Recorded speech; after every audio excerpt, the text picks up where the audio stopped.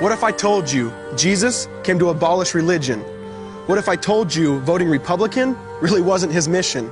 What if I told you Republican doesn't automatically mean Christian, and just because you call some people blind doesn't automatically give you vision? I mean, if religion is so great, why has it started so many wars? Why does it build huge churches but fails to feed the poor? Tell single moms God doesn't love them if they've ever had a divorce, but in the Old Testament, God actually calls religious people whores. Religion might preach grace, but another thing they practice. Tend to ridicule God's people. They did it to John the Baptist. They can't fix their problems, and so they just mask it, not realizing religion's like spraying perfume on a casket. See, the problem with religion is it never gets to the core. It's just behavior modification, like a long list of chores.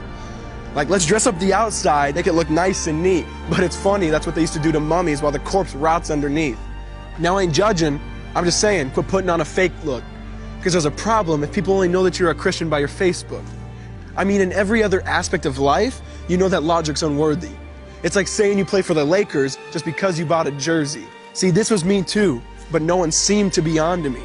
Acting like a church kid while addicted to pornography. See, on Sunday I'd go to church, but Saturday getting faded, acting if I was simply created to just have sex and get wasted. See, I spent my whole life building this facade of neatness, but now that I know Jesus, I boast in my weakness. Because if grace is water, then the church should be an ocean. It's not a museum for good people, it's a hospital for the broken. Which means I don't have to hide my failure, I don't have to hide my sin. Because it doesn't depend on me, it depends on Him. See, because when I was God's enemy, and certainly not a fan, He looked down and said, I want that man. Which is why Jesus hated religion, and for it He called them fools. Don't you see so much better than just following some rules? Now let me clarify. I love the church, I love the Bible, and yes, I believe in sin. But if Jesus came to your church, would they actually let Him in? See, remember He was called a glutton and a drunkard by religious men. But the Son of God never supports self-righteousness, not now, not then. Now back to the point, one thing is vital to mention.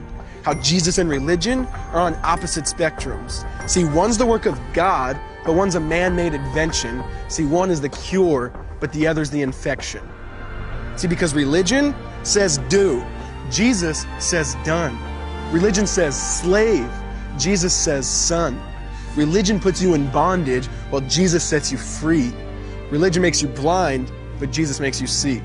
And that's why religion and Jesus are two different clans. Religion is man searching for God. Christianity is God searching for man. Which is why salvation is freely mine, and forgiveness is my own. Not based on my merits, but Jesus' obedience alone. Because He took the crown of thorns and the blood dripped down His face. He took what we all deserved. I guess that's why you call it grace. And while being murdered, He yelled, Father, forgive them. They know not what they do. Because when He was dangling on that cross, He was thinking of you. And He absorbed all your sin and He buried it in the tomb, which is why I'm kneeling at the cross saying, come on, there's room. So for religion, no, I hate it. In fact, I literally resent it. Because when Jesus said, it is finished, I believe He meant it.